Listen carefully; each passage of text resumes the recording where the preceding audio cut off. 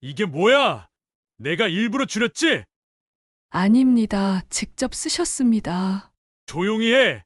고객이 화났으면 무릎 꿇고 사과해. 저는 잘못이 없지만 은행을 위해서라면 이야기를 시작하기 전에 무료 버튼인 구독과 좋아요로 응원해주세요. 당신의 하루에 행운이 함께합니다. 서울 강남의 한 고층 빌딩 최상층, 장태준 회장실의 커다란 창문 너머로는 끝없이 펼쳐진 도시의 전경이 보입니다. 75세의 장태준은 여전히 곧게 편 어깨와 날카로운 눈빛으로 대기업 회장의 위엄을 잃지 않고 있었습니다. 하지만 그 위엄 뒤에 숨겨진 것은 말할 수 없는 공허함이었죠. 회장님, 오늘 일정이 모두 끝났습니다. 비서의 말에 태주는 고개를 끄덕였습니다. 또 하루가 지나갔지만 집으로 돌아가는 발걸음은 무거웠습니다. 화려한 저택에는 그를 기다리는 사람이 없었으니까요. 아들 도연은 해외 유학을 마치고 돌아왔지만 회사 일에만 매달려 집에는 얼굴을 비추기조차 어려웠습니다. 저택에 도착한 태주는 혼자서 저녁을 들었습니다. 넓은 식탁에 홀로 앉아 있노라니 문득 젊은 시절의 기억들이 스쳐 지나갔습니다. 권력을 쫓느라 사업을 키우느라 놓쳐버린 소중한 것들이 너무나 많았습니다. 특히 사랑했던 사람을 사회적 신분 차이 때문에 포기해야 했던 그 아픔은 아직도 가슴 깊숙이 남아 있었죠. 집안의 분위기도 편안하지만은 않았습니다. 태준의 뒤를 이을 후계 구도를 두고 가족들 사이에는 미묘한 긴장감이 흐르고 있었습니다. 형제들과 친척들은 겉으로는 화목한 척하지만 속으로는 각자의 이익을 계산하고 있었습니다. 매일 저녁 저택에서 벌어지는 대화들은 대부분 사업과 권력에 관한 것들이었고 진정한 가족이라는 것은 찾아보기 힘들었습니다. 태주는 때로는 이런 생각을 하곤 했습니다. 평생을 바쳐 이룬 모든 것이 과연 의미가 있는 것일까 하고 말입니다. 돈과 권력은 충분히 얻었지만 정작 마음을 나눌 사람은 곁에 없었습니다.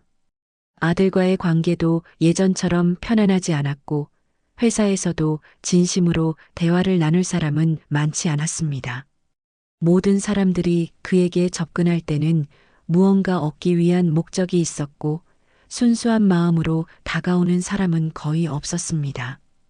그런 태준에게는 아무도 모르는 작은 일상의 루틴이 하나 있었습니다. 일주일에 두세 번 시간이 날 때면 은밀히 찾는 곳이 있었습니다. 바로 시내 한복판에 있는 한국은행 지점이었죠. 물론 업무상 필요에 의해서가 아니었습니다. 운전기사에게는 개인적인 업무가 있다고만 말했고 보안팀에게도 단순한 외출이라고만 알렸습니다. 그곳에는 한 여인이 있었습니다. 28살의 한소연이라는 이름을 가진 그녀는 태준에게 특별한 의미가 있는 사람이었습니다. 바로 아들 도연의 아내이자 세상에는 철저히 숨겨진 며느리였죠. 태준은 소연의 존재를 가족들에게 알리지 않았고 도연 역시 아버지의 뜻을 따라 비밀을 지키고 있었습니다. 소연은 은행 창구에서 고객들을 상대하며 성실히 일하고 있었습니다. 단정한 정장 차림에 깔끔하게 정리된 머리, 그리고 고객들을 대할 때의 따뜻한 미소가 인상적이었습니다. 소연의 업무 처리 방식은 매우 꼼꼼하고 친절했습니다. 어려운 고객을 만나도 끝까지 웃음을 잃지 않았고 복잡한 업무도 차근차근 설명해주는 모습이 태준이 눈에는 기특하게 보였습니다. 태준은 멀찍이 서 그녀의 모습을 지켜보며 복잡한 감정에 휩싸였습니다. 며느리로 인정하면서도 감출 수밖에 없는 현실이 그를 괴롭혔습니다. 도연과 소연은 몇 년 전 대학 시절 만나서 사랑에 빠졌고 결국 비밀리에 결혼식을 올렸습니다. 하지만 집안의 반대와 신분의 차이 때문에 그들의 결혼은 세상에 알려지지 않은 채 남아 있었습니다. 소연의 집안은 평범한 중산층이었습니다. 아버지는 작은 회사에 다니는 직장인이었고 어머니는 동네에서 작은 식당을 운영했습니다. 경제적으로 넉넉하지는 않았지만 따뜻하고 화목한 가정이었죠. 하지만 재벌가의 며느리가 되기에는 사회적 지위가 부족했고 이것이 바로 태준이 그들의 결혼을 공개하지 못하는 이유였습니다. 태준은 며느리를 보호하고 싶었지만 동시에 집안의 평화를 깨뜨리고 싶지도 않았습니다. 만약 소연의 존재가 알려진다면 집안 어른들의 반발은 물론이고 언론의 관심까지 받게 될 것이 뻔했습니다. 그래서 이렇게 멀리서 지켜보는 것이 그가 할 수 있는 최선이라고 생각했습니다. 하지만 마음 한편으로는 이런 상황이 과연 옳은 것인지에 대한 의문도 들었습니다. 오늘도 태주는 은행 로비 한쪽에 앉아 소연의 모습을 바라보았습니다. 그녀는 오늘도 변함없이 밝은 표정으로 고객들을 맞이하고 있었습니다. 하지만 가끔 지친 기색을 감추지 못할 때가 있었고 점심시간에 혼자 간단히 식사를 하는 모습을 볼 때면 태준의 마음은 더욱 무거워졌습니다. 다른 동료들과 어울리지 못하고 혼자 지내는 시간이 많아 보였기 때문입니다.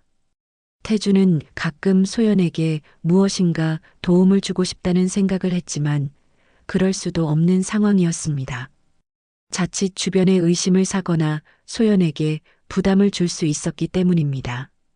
그저 멀리서 지켜보며 그녀가 안전하게 생활하고 있는지 확인하는 것이 전부였습니다. 때로는 소연이 힘들어하는 모습을 보면서도 나서지 못하는 자신이 한심하게 느껴지기도 했습니다.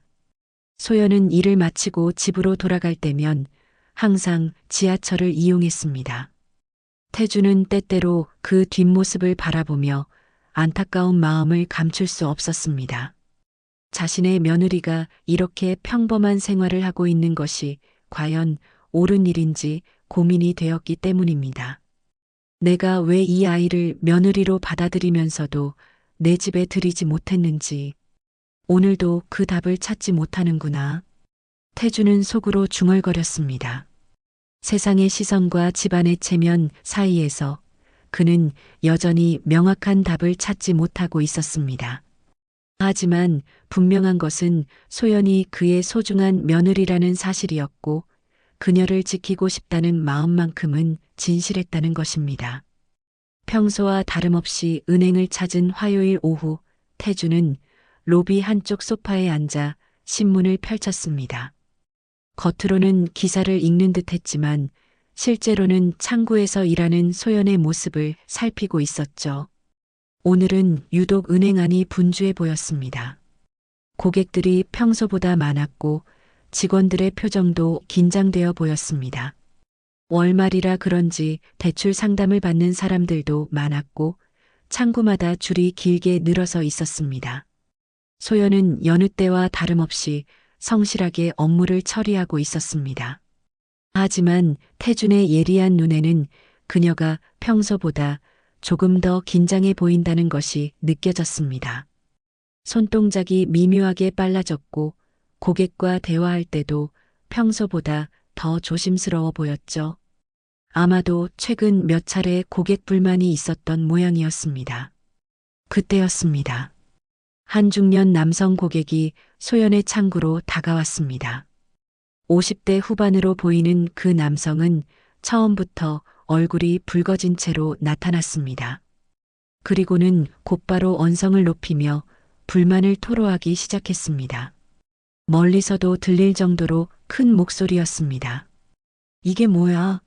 내가 분명히 300만 원을 입금하라고 했는데 왜 30만 원만 들어가 있어?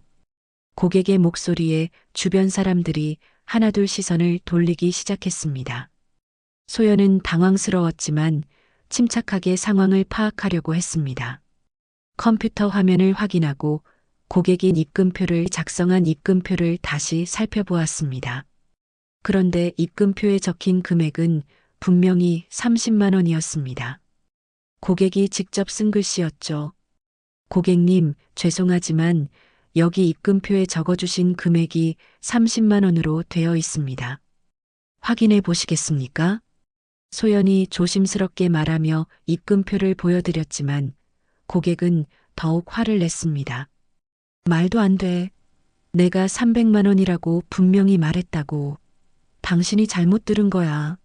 아니면 일부러 그런 거지?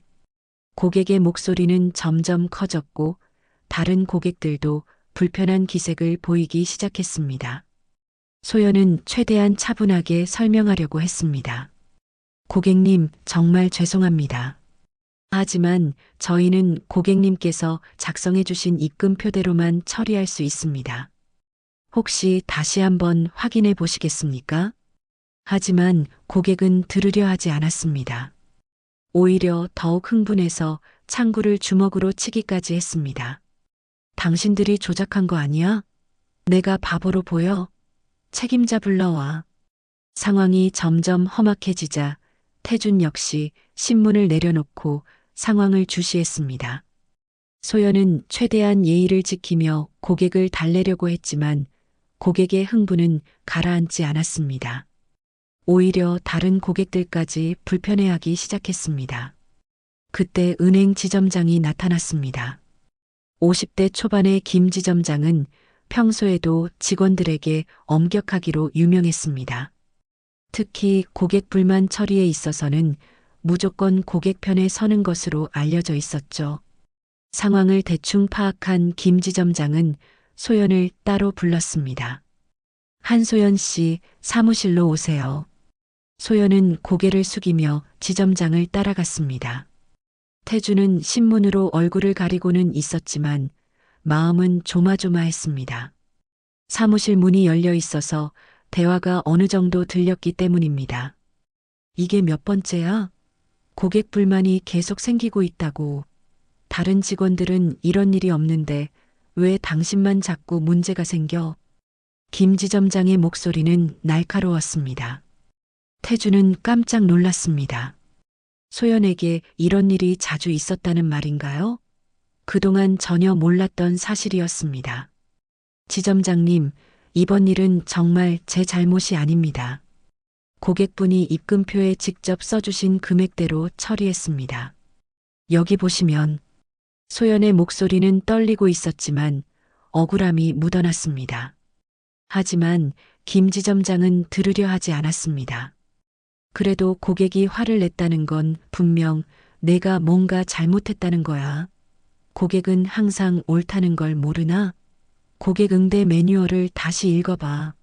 서비스 정신이 부족해. 태주는 주먹을 꽉 쥐었습니다.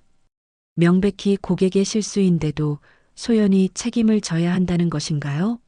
하지만 더 충격적인 일은 이제부터였습니다. 한소연 씨, 고객님께 사과하러 가세요. 제대로 사과해야 해. 우리 은행 이미지가 걸린 문제라고. 어떻게 사과를 드릴까요? 이미 여러 번 사과드렸는데요. 그걸로는 부족해. 무릎 꿇고 사과해. 그래야 고객이 용서해 주실 거야. 진정성을 보여줘야 한다고. 태주는 자신의 귀를 의심했습니다. 무릎을 꿇고 사과하라고요? 자신의 며느리에게 그런 굴욕을 주려는 것인가요? 이것이 과연 정상적인 직장 문화인가요? 소연은 잠시 말을 잇지 못했습니다. 눈물이 글썽거렸지만 결국 고개를 끄덕였습니다. 생계를 위해서는 이 일을 계속해야 했기 때문입니다. 알겠습니다. 소연이 고객에게 다가갔습니다. 그리고 믿기 힘든 일이 벌어졌습니다. 소연이 고객 앞에서 천천히 무릎을 꿇은 것입니다. 은행 로비에 있던 모든 사람들이 그 광경을 지켜보았습니다. 어떤 이는 놀란 표정을 지었고 어떤 이는 고개를 돌렸습니다. 고객님, 정말 죄송합니다. 제가 부주의했습니다. 소연의 목소리는 눈물에 젖어 있었습니다. 하지만 그녀는 계속 말했습니다. 저는 잘못한 게 없습니다만. 하지만 은행을 위해서라면 무릎이라도 꿇겠습니다. 태주는 그 순간 온몸이 떨리는 것을 느꼈습니다. 자신의 며느리가, 그것도 아무 잘못도 하지 않은 며느리가 이런 굴욕을 당하고 있다니. 가슴이 터질 것 같았습니다. 이게 내 며느리의 현실이라니. 태주는 주먹을 움켜쥐며 속으로 중얼거렸습니다. 그동안 철저히 숨겨왔던 소연의 존재, 그리고 며느리로서의 자존심이 완전히 무너지는 장면을 목격한 것입니다. 이런 굴욕을 당하는 것을 보고만 있어야 한다는 현실이 너무나 괴로웠습니다. 고객은 그제야 만족한 듯 고개를 끄덕였습니다.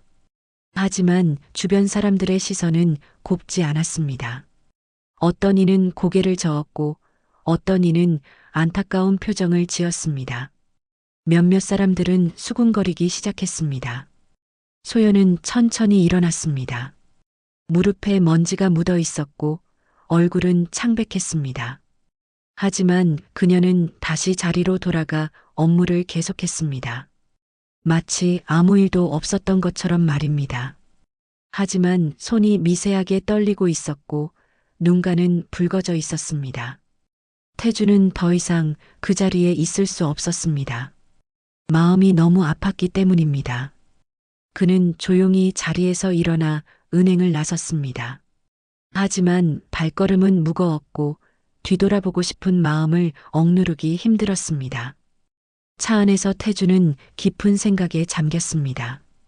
지금까지 자신이 소연을 보호한다고 생각했지만 실제로는 그녀를 더 큰 고통 속에 방치하고 있었던 것은 아닐까요? 자신의 며느리가 이런 굴욕을 당하는데도 아무것도 할 수 없는 현실이 너무나 괴로웠습니다. 그날 밤 태주는 잠을 이루지 못했습니다. 소연이 무릎 꿇고 있던 모습이 계속 눈앞에 떠올랐기 때문입니다. 분명히 무언가 바꿔야 했습니다. 하지만 어떻게 해야 할지 아직 답을 찾지 못하고 있었습니다. 그날 밤부터 태주는 며칠간 잠을 제대로 이루지 못했습니다. 소연이 무릎을 꿇던 모습이 계속해서 머릿속에서 맴돌았기 때문입니다. 평생을 권력과 명예를 쌓아온 그였지만 정작 자신의 며느리가 당하는 굴욕 앞에서는 아무것도 할 수 없는 무력함만 느꼈습니다. 75년을 살아오면서 이렇게 마음이 아픈 적은 없었습니다. 새벽마다 깨어나서 창밖을 바라보며 태주는 깊은 생각에 잠겼습니다. 자신이 지금까지 살아온 방식이 과연 옳았던 것일까요? 집안의 체면과 사회적 지위를 지키기 위해 소중한 사람들을 희생시킨 것은 아닐까요? 젊은 시절 사랑했던 여인을 신분 차이 때문에 포기했던 그 아픔이 다시금 가슴을 파고들었습니다. 사흘째 되는 날 태주는 결심을 굳혔습니다. 더 이상 멀리서 지켜보기만 할 수는 없었습니다. 그는 소연에게 직접 연락을 취하기로 했습니다. 하지만 어떻게 접근해야 할지 고민이 되었습니다. 갑작스럽게 나타나면 소연이 놀랄 것이 분명했고 자칫 더 큰 부담을 줄 수도 있었기 때문입니다. 태주는 신중하게 계획을 세웠습니다.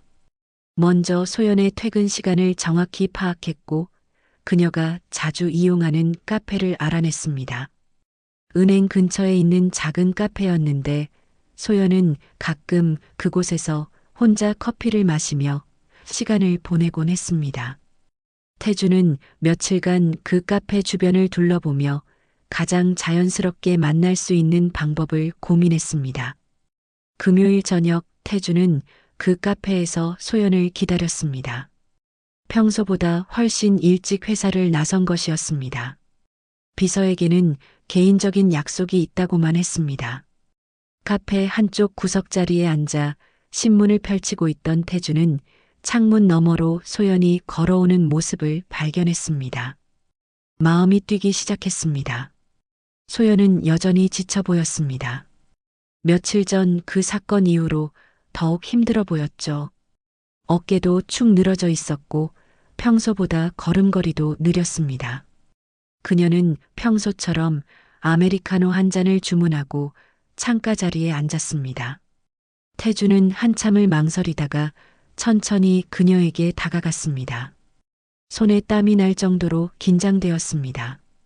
실례합니다. 혹시 한소연 씨이신가요? 소연은 깜짝 놀라며 고개를 들었습니다. 태준의 얼굴을 본 순간 더욱 당황했습니다.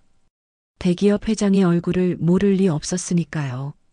커피잔을 들고 있던 손이 부들부들 떨렸습니다. 네, 그런데 혹시 저를 어떻게 앉아도 될까요? 할 말이 있습니다. 태준의 목소리는 평소보다 한없이 부드러웠습니다. 회사에서 직원들에게 말할 때와는 전혀 다른 톤이었습니다. 소연은 여전히 당황스러웠지만 고개를 끄덕였습니다. 태준이 자리에 앉자 카페 안은 묘한 긴장감이 감돌았습니다. 다른 손님들은 아무것도 모르고 있었지만 소연은 손을 떨며 커피잔을 잡고 있었습니다. 도대체 무슨 일이 일어나는 것인지 짐작조차 할 수 없었습니다. 소연 씨, 놀라셨겠지만 저는 당신을 알고 있습니다. 저를요? 어떻게? 소연의 목소리는 떨리고 있었습니다. 당신이 제 아들 도연의 아내라는 것도 알고 있습니다. 그 순간 소연의 얼굴이 하얗게 질렸습니다. 마치 벼락을 맞은 것 같았습니다. 비밀이 발각된 것에 대한 두려움이 파도처럼 엄습했습니다. 설마 이제 와서 이혼을 요구하는 것은 아닐까 하는 생각에 온몸이 얼어붙었습니다. 회장님, 저희는 진정하세요. 저는 적이 아닙니다. 태주는 소연을 안심시키려고 했습니다. 하지만 소연의 불안은 쉽게 가라앉지 않았습니다. 그동안 숨겨왔던 모든 것이 한순간에 드러난 충격이 너무 컸기 때문입니다. 얼마나 오래 아셨나요? 소연의 목소리는 거의 속삭임에 가까웠습니다. 꽤 오래 전부터였습니다. 그리고 며칠 전 은행에서 당신이 겪은 일도 봤습니다. 소연은 그제야 태준이 왜 자신을 찾아왔는지 짐작할 수 있었습니다. 눈물이 글썽거렸습니다. 그 굴욕적인 장면을 시아버지가 목격했다는 사실이 너무나 부끄러웠습니다. 죄송합니다. 회장님께 누가 될까봐 저희 결혼을 숨겼습니다. 도연 오빠도 정말 고민이 많았어요. 아니에요. 잘못한 건 저입니다. 태준의 목소리에는 깊은 후회가 묻어 있었습니다. 제가 당신들의 결혼을 인정하면서도 숨기라고 했으니까요. 그 때문에 당신이 이런 고생을 하고 있는 겁니다. 소연은 태준의 말을 듣고 더욱 혼란스러워했습니다. 시아버지가 자신들의 결혼을 알고 있었다는 사실, 그리고 그가 지금 사과를 하고 있다는 사실이 꿈같이 느껴졌습니다. 이런 일이 실제로 일어날 수 있는 것인지 믿어지지 않았습니다. 도연이는 당신을 진심으로 사랑합니다. 그리고 저 역시 당신을 제 며느리로 생각하고 있습니다. 하지만 집안에서는 받아들이지 않으실 텐데, 그건 제가 해결해야 할 문제입니다. 당신이 짊어져야 할 짐이 아니에요. 태주는 소연의 손을 조심스럽게 잡았습니다. 그 손은 놀랄 정도로 차갑고 떨리고 있었습니다. 더 이상 혼자 견디지 마세요. 제가 당신 편에 설게요. 소연은 더 이상 눈물을 참을 수 없었습니다. 그동안 혼자 감당해야 했던 모든 것들이 한꺼번에 터져 나왔습니다. 억눌렀던 감정들이 폭포수처럼 쏟아져 내렸습니다. 회장님, 저는 정말 힘들었어요. 도연 오빠와 결혼했지만 아무에게도 말할 수 없었고 직장에서도 계속 괴롭힘을 당했어요.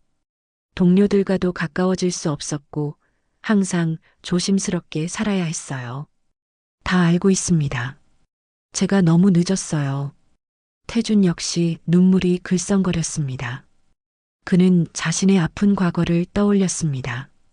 저도 젊었을 때 사랑하는 사람을 사회적 편견 때문에 포기한 적이 있습니다. 그 아픔을 너무나 잘 알고 있어요.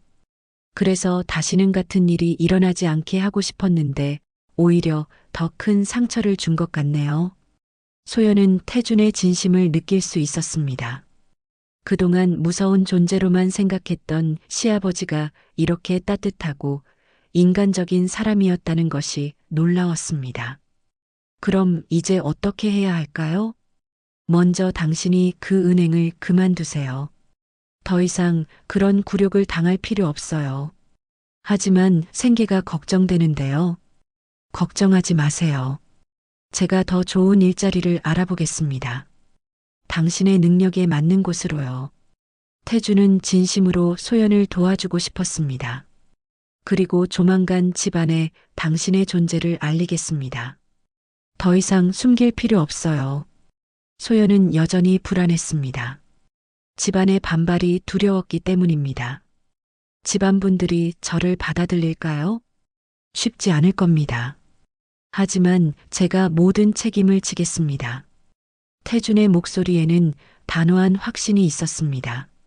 당신이 내 며느리라는 걸 세상이 알게 되면 당신도 도연이도 다칠 수 있어요. 하지만 더는 이렇게 살게 둘 수 없습니다.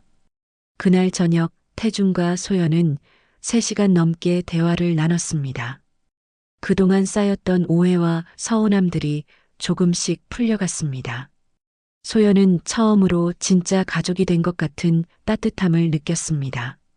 태준과 소연이 카페에서 만난 지 일주일이 지났습니다. 그 사이 소연은 태준의 조언대로 은행에 사직서를 제출했습니다. 김 지점장은 갑작스러운 사직에 당황했지만 소연의 의지가 확고해 보이자 더 이상 붙잡지 않았습니다.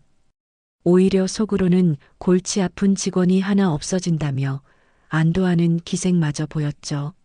하지만 문제는 이제부터였습니다. 은행가에는 소문이 빠르게 퍼지기 시작했습니다. 평범한 은행원이었던 한소연이 갑자기 사직한 이유에 대해 사람들이 궁금해하기 시작한 것입니다. 특히 며칠 전 태준이 그 은행에 나타나서 소연을 두둔했다는 소문이 돌기 시작했습니다. 그날 정말 대기업 회장이 와서 소연 씨 편을 들어줬다는 게 사실이야? 맞아. 내가 직접 봤어. 김 지점장이 완전히 쫄았더라고. 그럼 소연 씨가 그 회장이랑 무슨 관계가 있다는 거야? 은행 직원들 사이에서는 온갖 추측이 난무했습니다. 어떤 사람은 소연이 재벌가와 특별한 관계가 있을 것이라고 말했고, 또 어떤 사람은 단순히 우연의 일치일 뿐이라고 했습니다. 소문은 금융가를 넘어 사회 곳곳으로 퍼져나갔습니다. 특히 재벌가의 동향에 관심이 많은 언론들이 움직이기 시작했습니다. 장태준 회장이 평소에 가지 않던 은행 지점에 나타났다는 것만으로도 충분히 뉴스거리였기 때문입니다. 그런 가운데 장도연은 아버지의 부름을 받았습니다. 평소보다 일찍 집으로 오라는 연락이었습니다. 도연은 무슨 일인지 짐작할 수 없었지만 아버지의 목소리가 평소와 달랐다는 것을 느꼈습니다. 저택에 도착한 도연은 서재에서 기다리고 있던 아버지와 마주했습니다. 태준의 표정은 진지했습니다. 앉아라, 도연아. 네, 아버지. 무슨 일이시죠? 태준은 잠시 망설이다가 입을 열었습니다. 내 아내 말이다. 그 순간 도연의 심장이 덜컥 내려앉았습니다. 설마 아버지가 소연의 존재를 알아챈 것은 아닐까 하는 불안이 엄습했습니다.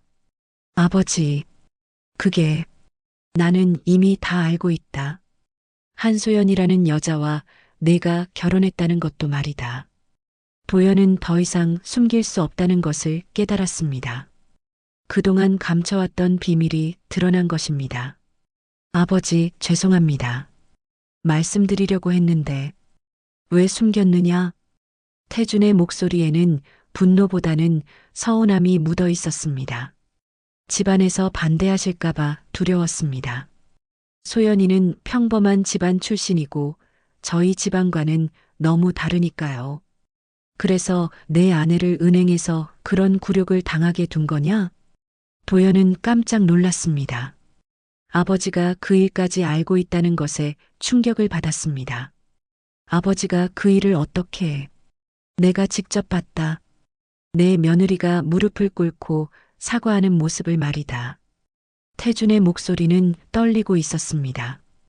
그날의 분노와 안타까움이 다시 올라왔습니다. 아버지, 정말 죄송합니다. 그런데 아버지, 소연을 왜 숨기신 겁니까? 제 아내를 왜 남몰래 감시하듯 지켜보셨죠? 도연의 목소리에는 억울함과 분노가 섞여 있었습니다. 그동안 혼자 고민하고 괴로워했던 시간들이 떠올랐기 때문입니다. 너를 지키고 싶었다. 내 아내의 출신을 알게 되면 이 집안이 받아들이지 않을 게 뻔했으니까. 태준의 대답에 도연은 더욱 화가 났습니다. 그래서 소연이가 그런 고생을 해도 괜찮다는 말씀이신가요? 저희가 숨어서 살아야 한다는 건가요?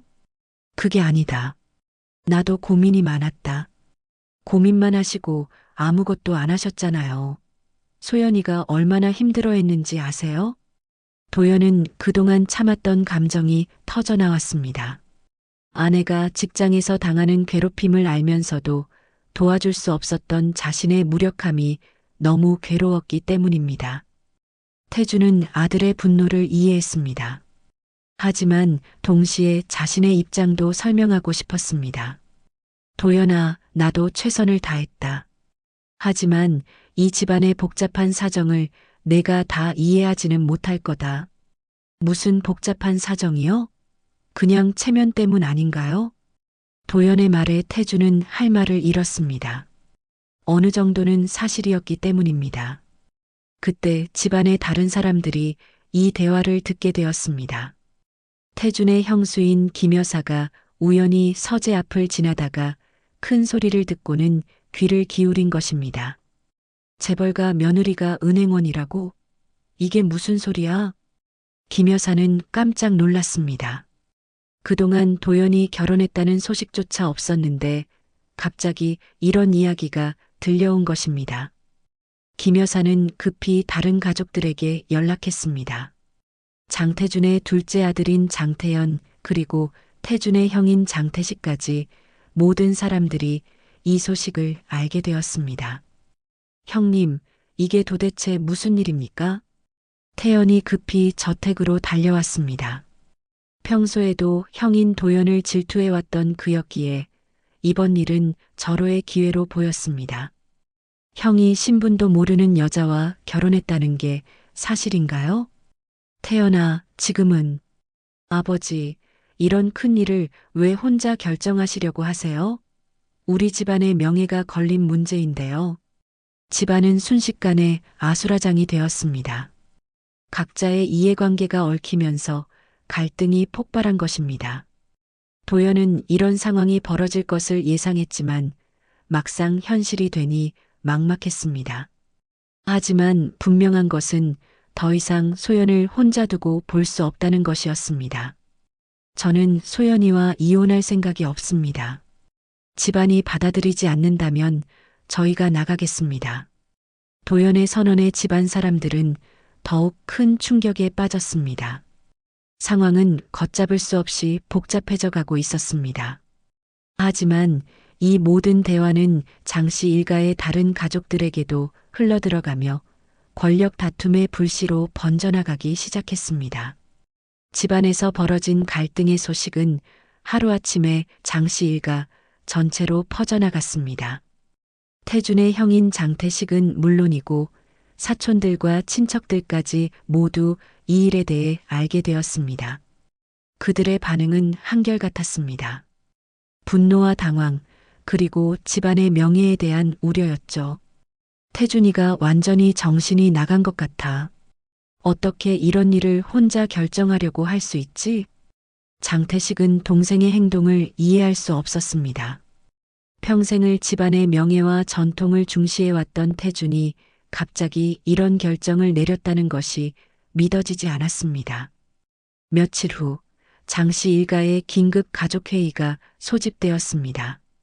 저택의 큰 거실에 모인 사람들의 표정은 모두 어두웠습니다. 태준은 가족들 앞에서 소연과 도연의 결혼에 대해 공식적으로 설명해야 하는 상황에 놓였습니다. 아버지, 이 문제를 어떻게 해결할 생각이십니까? 태연이 가장 먼저 입을 열었습니다. 그의 목소리에는 비난의 기색이 역력했습니다. 해결할 것도 없다. 이미 결혼한 일인데 무엇을 더 해결하겠느냐? 태주는 담담하게 대답했습니다. 아버지, 그런 식으로 말씀하시면 안 되죠.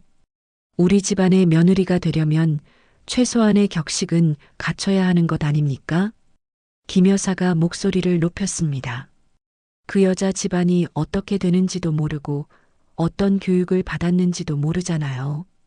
이런 상태로 며느리를 받아들일 수는 없어요. 가족들의 반발은 예상했던 것보다 훨씬 거셌습니다. 태주는 깊은 한숨을 내쉬었습니다. 소연이는 충분히 좋은 아이다. 내가 직접 만나보고 확인했다. 아버지가 언제 만나보셨다는 거예요? 도연이 궁금해했습니다. 얼마 전에 직접 만나서 이야기를 나눴다. 훌륭한 며느리감이라고 생각한다. 태준의 말에 가족들은 더욱 놀랐습니다. 이미 태준이 소연을 며느리로 인정하고 있다는 것을 알 수 있었기 때문입니다. 그런 와중에 더 큰 문제가 터졌습니다. 언론에서 이 소식을 알아낸 것입니다. 어디서 정보가 새어나갔는지 모르지만 한 주간지에서 재벌가 숨겨진 며느리라는 제목의 기사를 준비하고 있다는 소식이 들려왔습니다. 회장님, 큰일 났습니다. 태준의 비서가 급히 달려와 보고했습니다. 무슨 일인가? 한 언론사에서 도연 전무님의 결혼 소식을 취재하고 있습니다. 이미 상당한 정보를 확보한 것 같습니다. 태준은 머리가 지끈거렸습니다. 언론에 알려지면 상황이 걷잡을 수 없이 복잡해질 것이 뻔했습니다. 어떤 내용들을 알고 있다는 거냐? 한소연 씨의 신상 정보와 은행 근무 경력, 그리고 최근 사직한 이유까지 파악하고 있는 것 같습니다. 상황은 최악으로 치달았습니다. 언론에 보도되기 전에 뭔가 대책을 세워야 했습니다. 그 사이 소연은 자신을 둘러싼 소문들을 알게 되었습니다. 도연을 통해 집안의 상황을 전해 들은 것입니다. 소연은 충격에 빠졌습니다. 자신 때문에 장씨 일가가 분열될 수도 있다는 생각에 마음이 아팠습니다. 오빠, 내가 문제인 것 같아. 차라리 내가 떠나는 게 나을까? 소연이 도연에게 조심스럽게 말했습니다. 무슨 소리야? 절대 그런 생각하지 마. 도연은 단호하게 말했지만 마음 한편으로는 앞으로 어떻게 해야 할지 막막했습니다. 며칠 후 드디어 그 기사가 나왔습니다. 재벌가 며느리의 은행 무릎 사태라는 자극적인 제목으로 주간지 일면에 실린 것입니다. 기사에는 소연의 사진까지 실려 있었습니다. 기사가 나간 후 상황은 더욱 악화되었습니다. 다른 언론들도 후속 보도를 시작했고 인터넷에는 온갖 추측과 루머들이 난무했습니다. 재벌 2세가 평민과 비밀 결혼, 신데렐라 스토리인가, 계산된 결혼인가. 각종 댓글들이 쏟아졌고 소연의 과거까지 파헤쳐지기 시작했습니다.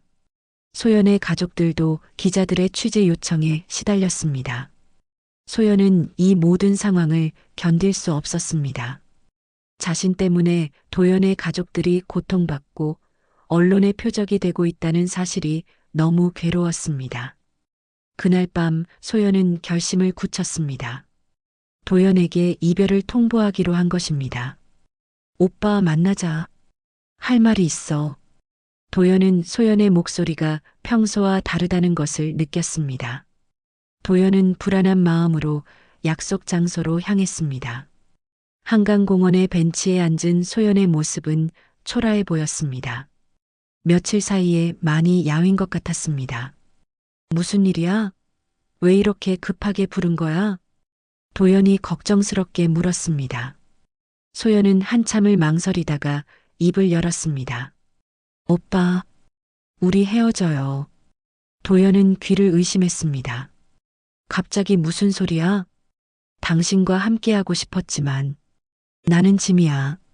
이 집안에서, 세상에서, 당신 옆에서조차. 소연의 목소리는 눈물에 젖어 있었습니다. 소연아, 무슨 소리야?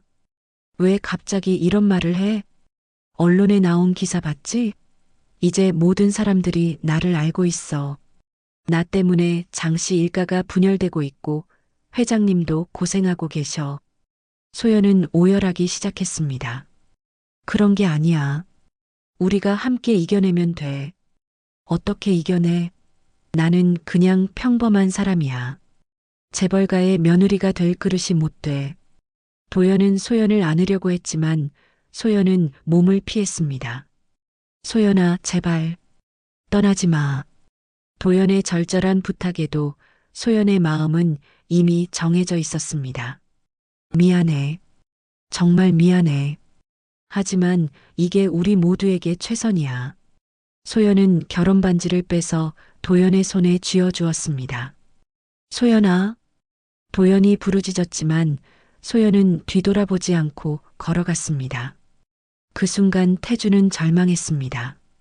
자신이 선택했던 숨김의 보호가 오히려 며느리를 고립시켰다는 것을 깨달았기 때문입니다. 언론을 통해 소연의 결별 소식을 들은 태주는 자신의 잘못을 뼈저리게 느꼈습니다. 집안 사람들은 오히려 안도하는 기색을 보였지만 태준과 도연의 상처는 깊어만 갔습니다. 특히 도연은 며칠 동안 아무것도 할 수 없을 정도로 큰 충격에 빠져 있었습니다. 상황은 최악으로 치달았고 이제 태주는 근본적인 변화를 결심해야 하는 상황에 놓였습니다. 소연이 떠난 후 일주일이 지났습니다.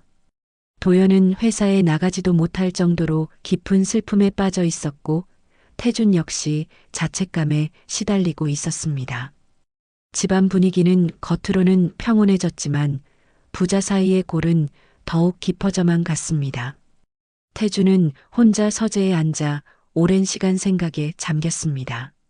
창밖으로 보이는 정원의 나무들이 바람에 흔들리는 모습을 바라보며 자신의 지난 인생을 되돌아보기 시작했습니다. 마치 오래된 앨범을 넘기듯 하나하나 기억들이 떠올랐습니다.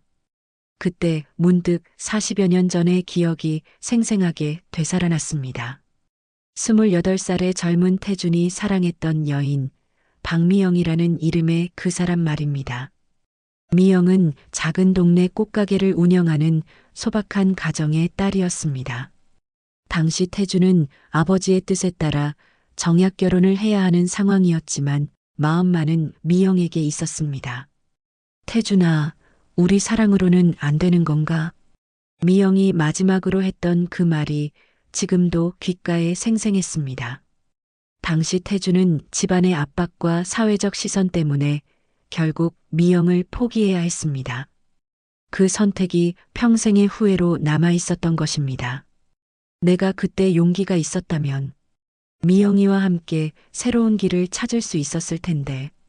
태준은 깊은 한숨을 내쉬었습니다. 젊은 시절의 아픔이 지금 소연과 도연의 상황과 너무나 닮아 있다는 것을 깨달았습니다. 자신이 겪었던 그 고통을 며느리와 아들에게 그대로 물려준 것이었습니다. 내 상처 때문에, 내 아픔 때문에 이 아이들을 이렇게 만들었구나. 태주는 자신의 잘못을 인정하기 시작했습니다. 과거의 상처가 현재의 판단을 흐렸고 그 결과 소중한 사람들을 잃게 된 것입니다. 그날 밤 태주는 오랜만에 집 밖으로 나섰습니다. 운전기사에게는 혼자 가겠다고 했습니다. 목적지는 소연이 살고 있는 작은 원룸 아파트였습니다. 주소는 이미 파악하고 있었지만 직접 찾아가기는 이번이 처음이었습니다. 아파트 앞에 도착한 태주는 한참을 망설였습니다. 과연 소연이 자신을 만나줄까 하는 걱정도 들었고 무엇보다 어떤 말부터 해야 할지 막막했습니다. 용기를 내어 초인종을 눌렀습니다. 잠시 후 문이 열렸고 소연이 나타났습니다. 소연은 태준을 보고 깜짝 놀랐습니다. 예상하지 못했던 방문이었기 때문입니다. 회장님?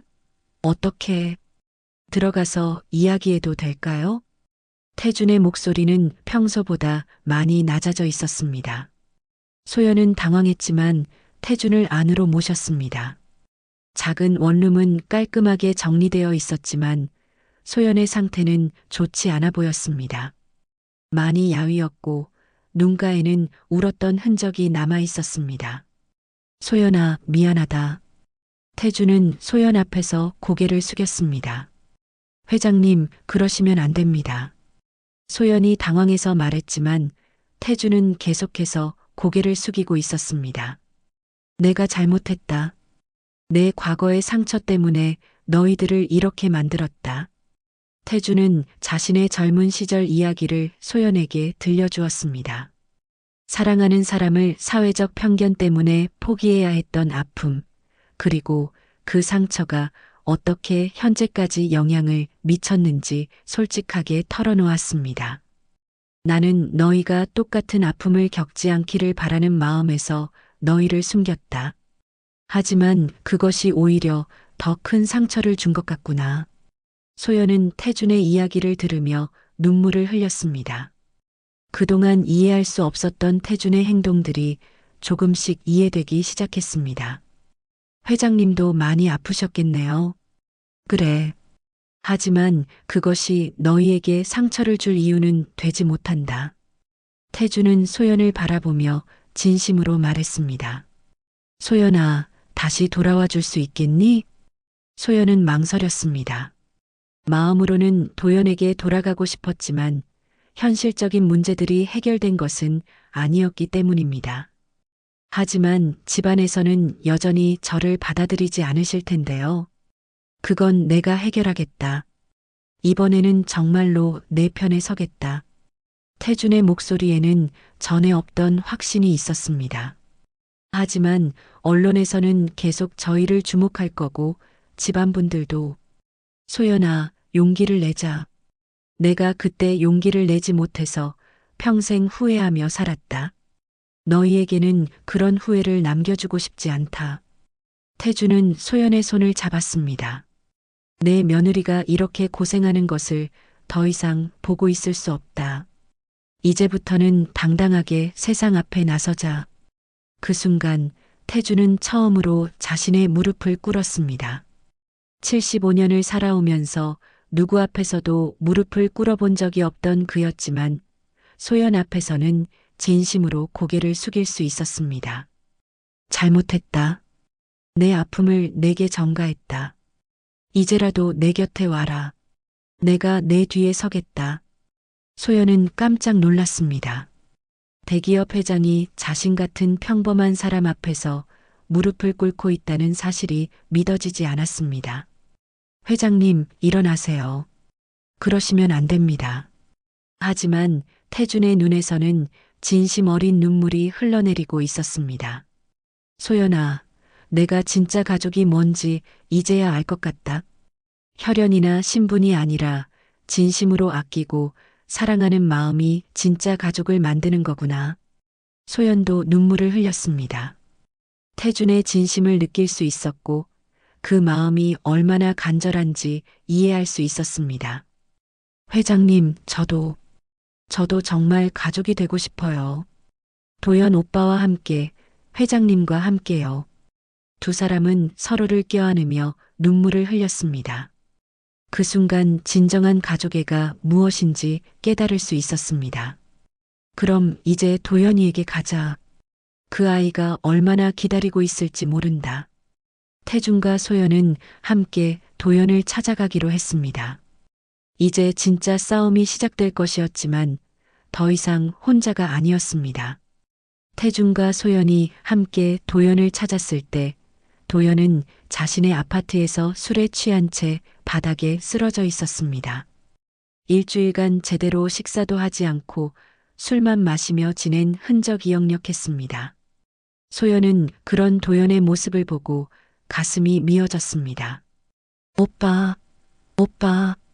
소연이 도연을 흔들어 깨웠습니다. 도연은 흐릿한 의식 속에서 소연의 목소리를 들었습니다. 소연아, 내가 꿈을 꾸고 있는 건가? 아니에요, 오빠. 저예요. 정말 저예요. 도연은 소연을 꽉 껴안았습니다. 그동안 참았던 눈물이 터져 나왔습니다. 미안해, 소연아. 내가 너를 지켜주지 못해서. 괜찮아요, 오빠. 이제 괜찮아요. 태주는 그 모습을 보며 마음이 뭉클했습니다. 진정한 사랑이 무엇인지 다시 한번 깨달을 수 있었습니다. 하지만 이제부터가 진짜 시작이었습니다. 태주는 가족들과의 정면 대결을 결심했습니다. 더 이상 숨기거나 미루지 않기로 한 것입니다. 이틀 후 태주는 중대한 결정을 내렸습니다. 기자회견을 열어 소연과 도연의 결혼을 공식적으로 발표하기로 한 것입니다. 이 소식을 들은 집안 사람들은 크게 반발했습니다. 정말 이럴 거야? 우리 집안 체면이 어떻게 되는 거냐? 장태식이 화를 내며 말했습니다. 아버지, 다시 한번 생각해 보세요. 언론에서 어떻게 나올지 뻔하지 않습니까? 태연도 극력 반대했습니다. 하지만 태준의 의지는 확고했습니다. 내 결정은 바뀌지 않는다. 소연이는 우리 집안의 정식 며느리다. 그럼 저희는 이 일에 동의할 수 없습니다. 가족들은 연대해서 태준에게 압박을 가했습니다. 심지어 일부 친척들은 태준의 회장직 사퇴를 요구하기까지 했습니다. 아버지가 그렇게 나오신다면 저희도 각오는 하고 있습니다. 태연의 말에는 협박의 뉘앙스가 담겨 있었습니다. 회사 경영권 문제까지 거론하며 태준을 압박한 것입니다. 하지만 태준은 흔들리지 않았습니다. 이미 각오를 단단히 한 상태였기 때문입니다. 기자회견 당일 태준은 소연과 도연을 데리고 회견장에 나타났습니다. 수많은 기자들과 카메라가 그들을 향해 있었습니다. 소연은 긴장한 기색이 역력했지만 도연이 그녀의 손을 꽉 잡고 있었습니다. 안녕하십니까? 장태준입니다. 태준이 마이크 앞에서 입을 열었습니다. 오늘 이 자리는 매우 개인적이면서도 중요한 발표를 하기 위해서입니다. 기자들은 숨을 죽이고 태준의 말을 기다렸습니다. 제 아들 장도연과 한소연 씨의 결혼을 공식적으로 발표합니다. 순간 기자회견장이 술렁거렸습니다. 플래시가 터지기 시작했고 기자들은 질문을 준비했습니다. 그동안 이 사실을 공개하지 않았던 것은 순전히 제 잘못된 판단 때문이었습니다. 태준은 솔직하게 자신의 잘못을 인정했습니다. 저는 과거의 상처 때문에 잘못된 선택을 했습니다. 하지만 이제는 당당히 말씀드립니다. 한소연은 제가 인정하는 훌륭한 며느리입니다. 그 순간 도연이 일어섰습니다. 제가 한 말씀 드리겠습니다. 도연은 소연의 손을 꽉 잡고 말했습니다. 저는 한소연을 진심으로 사랑합니다. 그리고 그 사랑은 어떤 시련이 와도 변하지 않을 것입니다. 제가 선택한 여인입니다. 이제 아버지와 함께 지켜내겠습니다. 도연의 당당한 모습에 기자들도 감동했습니다. 소연 역시 용기를 내어 마이크 앞에 섰습니다. 안녕하십니까? 한소연입니다. 소연의 목소리는 처음에는 떨렸지만 점점 안정되어 갔습니다. 저는 평범한 가정에서 자랐습니다. 하지만 도연 씨를 만나면서 진정한 사랑이 무엇인지 알게 되었습니다. 앞으로 장씨 일가의 며느리로서 최선을 다하겠습니다. 소연의 진심 어린 말에 기자회견장의 분위기가 따뜻해졌습니다. 하지만 집안의 반대파들은 끝까지 저항했습니다. 기자회견이 끝난 후에도 태준에게 압박을 가했습니다. 아버지, 정말 이렇게 하실 건가요? 주주들이 뭐라고 할지 생각해 보셨나요? 회사 주가가 떨어지면 어떻게 하시려고요? 하지만 태준은 이미 모든 것을 각오하고 있었습니다. 그렇다면 내가 회장직에서 물러나겠다. 태준의 말에 모두가 놀랐습니다. 아버지, 그런 말씀 마세요. 도연이 놀라며 말했습니다. 괜찮다. 회사보다 가족이 더 소중하다는 걸 이제야 깨달았다. 태준은 진심으로 말했습니다. 소연아, 도연아, 너희가 내 진짜 가족이다. 그때 뜻밖의 일이 일어났습니다. 회사 임직원들과 주주들 중 일부가 태준을 지지한다고 나선 것입니다. 회장님의 결정을 존중합니다. 가족을 소중히 여기는 분이라서 더욱 믿을 만합니다. 언론의 반응도 예상과 달랐습니다. 처음에는 자극적인 기사들이 나왔지만 시간이 지나면서 태준의 솔직함과 용기를 높이 평가하는 목소리가 높아졌습니다. 진정한 리더십은 이런 것이다. 가족을 위해 모든 것을 걸 수 있는 사람이야말로 진짜 어른이다. 여론이 점점 태준 편으로 기울기 시작했습니다. 집안의 반대파들도 이런 상황을 보며 점차 태도를 바꾸기 시작했습니다. 특히 일부 어른들은 태준의 진심을 이해하기 시작했습니다. 태준이가 옳을지도 모르겠네. 가족이 제일 소중한 법이지. 그 며느리 보니까 괜찮은 아이 같던데.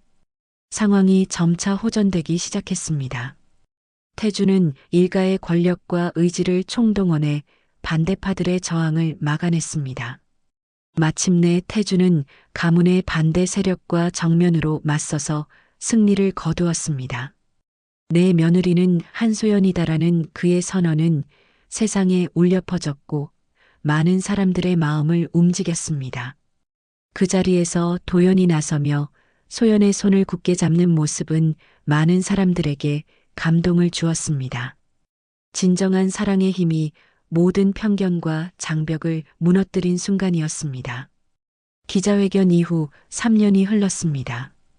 계절은 다시 봄을 맞이했고 장씨 일가의 저택 정원에는 벚꽃이 만개해 있었습니다.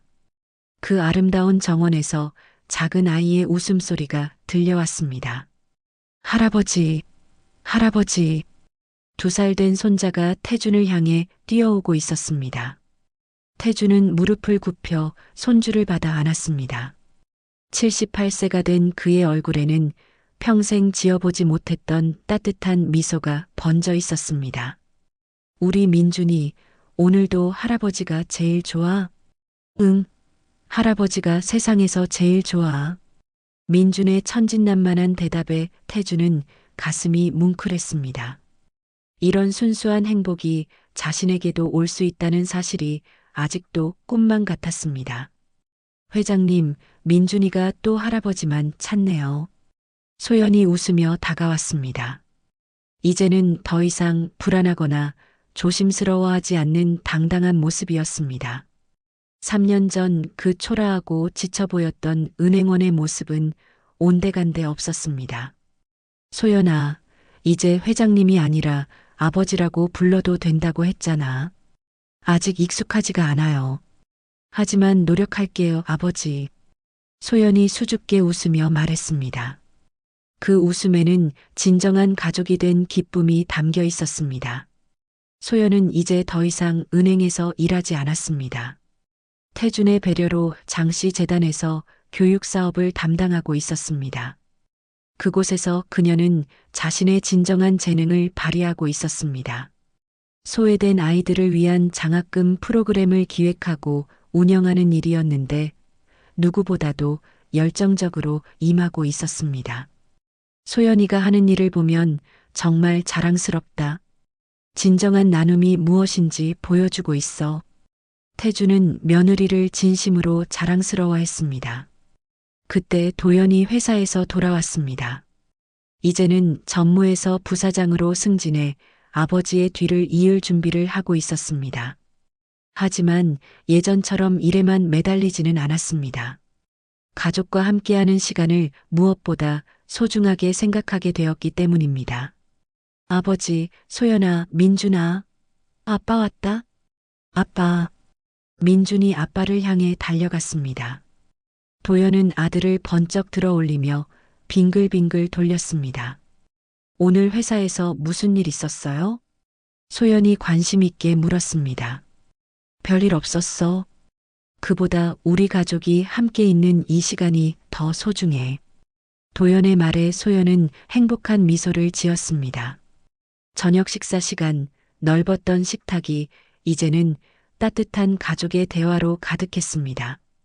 예전처럼 권력과 이익에 대한 이야기는 더 이상 나오지 않았습니다. 대신 민준이의 성장 이야기, 소연의 재단일 그리고 서로에 대한 관심과 사랑의 이야기들이 오갔습니다. 아버지, 그때 정말 고마웠어요. 소연이 문득 진지하게 말했습니다. 무엇이 고마웠다는 거냐? 저를 위해 무릎까지 꿇어주셨잖아요. 그때 정말 감동했어요. 태주는 그 순간을 떠올리며 미소 지었습니다. 그때가 내 인생에서 가장 용기 있는 순간이었던 것 같다. 진정한 사랑이 무엇인지 알게 해준 순간이었어. 집안의 다른 가족들도 이제는 소연을 완전히 받아들였습니다. 처음에는 반대했던 태연과 김 여사도 소연의 진심과 인품을 보며 마음을 열게 되었습니다. 특히 민준이가 태어난 후에는 모두가 한 가족이라는 느낌이 더욱 강해졌습니다. 소연아, 내가 처음에 반대한 것 미안하다. 이제 보니 너만큼 우리 집안에 잘 어울리는 며느리는 없을 것 같아. 김 여사가 소연에게 진심으로 사과했던 날을 태주는 기억하고 있었습니다. 언론과 사회의 반응도 시간이 지나면서 완전히 바뀌었습니다.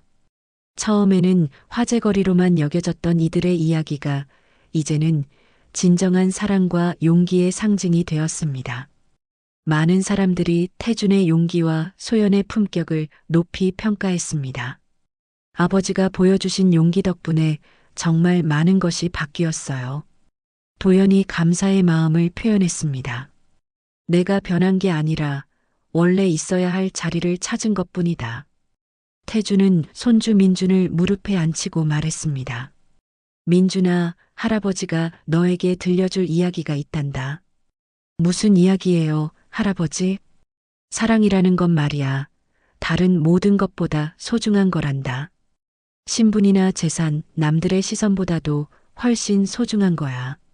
민준이는 아직 그 깊은 의미를 이해할 수는 없었지만 할아버지의 따뜻한 목소리에 고개를 끄덕였습니다. 태주는 창밖을 바라보며 속으로 생각했습니다. 숨겨 지키려 했던 내 며느리. 이제 세상에 당당히 서 있구나. 나 또한 비로소 자유로워졌다. 과거의 상처가 미래의 희망으로 바뀐 순간이었습니다. 젊은 시절 포기했던 사랑에 대한 아픔이 이제는 가족을 더욱 소중히 여기는 마음으로 승화되었습니다. 해가 지고 있었습니다.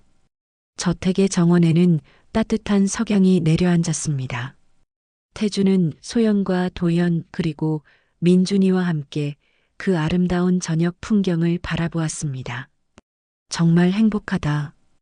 태준의 중얼거림에 소연이 고개를 돌렸습니다. 저도요, 아버지. 진짜 가족이 된 것 같아서 너무 행복해요. 우리 앞으로도 계속 이렇게 행복하게 살자. 도연이 아내와 아들을 바라보며 말했습니다. 민준이는 할아버지 무릎에서 졸고 있었습니다. 작은 손으로 태준의 손을 꽉 잡고 있는 모습이 너무나 평화로워 보였습니다. 그렇게 장태준의 인생에는 진정한 봄이 찾아왔습니다. 권력과 명예 뒤에 숨겨두었던 인간다운 감정들이 꽃피운 것입니다. 이제 그에게는 지킬 것이 생겼습니다. 바로 진정한 가족이라는 보물 말입니다. 이야기가 마음에 와 닿으셨나요? 구독과 좋아요는 사랑입니다. 행복한 하루 되세요.